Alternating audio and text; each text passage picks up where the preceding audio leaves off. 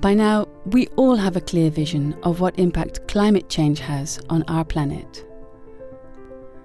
Pushed by the Paris Agreement, the energy transition is here to stay. But even in the best case scenario, we still have an abundance of 1,500 gigaton of CO2. It took us humans 150 years to release it, and we need to take it out as soon as possible.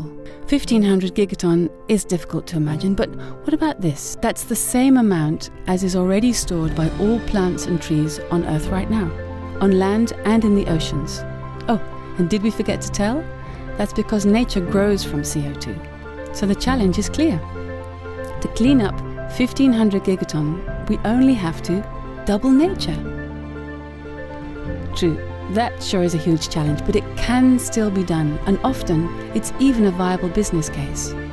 And people like challenges, right? This one is energizing, that's a promise. The fact is, it must be done. And the good news is, it's already happening. Let's double nature.